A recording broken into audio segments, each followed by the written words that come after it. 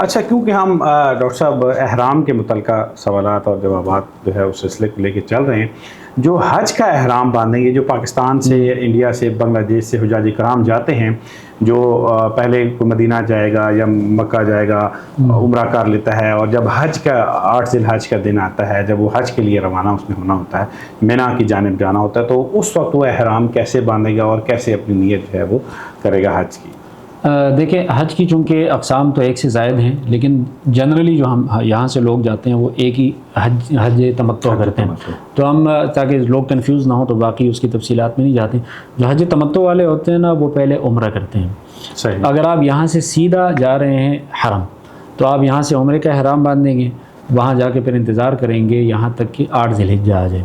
ٹھیک ہے. اگر آپ سیدھا مدینہ جا رہے ہیں، اچھا، اس دوران وہ جتنے مرضی عمرہ کریں، اس دوران آپ جو ہے نا ادھر ہی رہیں، جو بھی آپ. اور اگر آپ سیدھا مدینہ جا رہے ہیں پھر تو آپ نے احرام باندھنا ہی نہیں ہے. ٹھیک ہے. بغیر احرام کے آپ مدینہ جائیں گے، وہاں سے آتے ہوئے پھر آپ احرام باندھیں گے. احرام باندھ کے آیا، انہوں نے عمرہ کر لیا، اب مکے کے اندر قیام پذیر ہیں، احرام کھول لیا، عزیزیہ یا بطہ قریش یا کسی بھی جگہ پہ وہ قیام پذیر ہیں. اچھا، اب اس دوران آپ احرام کی حالت میں نہیں ہیں. پھر یہ بات ذہن میں رہے کہ جب 8 ذی الحجہ کو حج کا سیزن شروع ہوگا تو پھر آپ نے احرام باندھنا ہے. لیکن یہاں پہ ایک بہت باریک بات سمجھنے کی ضرورت ہے. عمرہ کہاں پہ کیا جاتا ہے؟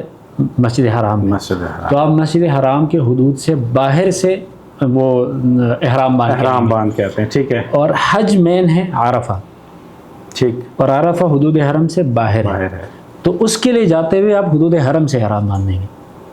تو جو پاکستانی لوگ ہیں، جو باہر کے لوگ ہیں، وہ یہ نہیں کر سکتے کہ حدود حرم سے باہر سے جا کے احرام باندھیں گے، بلکہ وہ حدود حرم کے اندر سے ہی مطلب اپنے ہوٹل کے اندر ہوٹل سے ہی احرام. اور اس کا سب سے بہتر طریقہ یہ ہے کہ آپ 8 ذی الحجہ جب ہو جائے آپ چادریں پہن لیں، اسی طریقے سے غسل کر لیں، چادریں پہن لیں، اس کے بعد 2 رکعت نفل پڑھ لیں. اور بہتر یہ ہے کہ اگر آپ مسجد حرام آ کے وہاں پہ یہ کر لیں تو زیادہ بہتر ہے.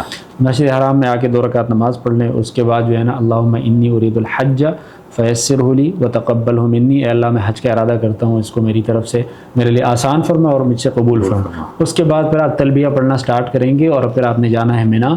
اس کے بعد پھر آپ نے جانا ہے عرفہ. تو جو حج کا احرام ہے وہ آپ نے مکہ کے حرم کی حدود سے ہی اپنے ہوٹل سے یا مسجد حرام سے باندھنا ہے، اور وہیں سے پھر آگے اپنے آپ حج کے افعال کا آغاز کریں گے. اچھا، حج کے جو احرام ہے اور جو عمرے کا احرام ہے، کیا ان دونوں کی پابندیاں بھی سیم ہیں یا اس میں کوئی تبدیلی ہے؟ جی، پابندیاں جو ہے پابندیاں سیم ہیں. فرق اس میں صرف یہ ہے کہ پابندیاں ہٹتے ہوئے اس کی مختلف سٹیجز ہیں.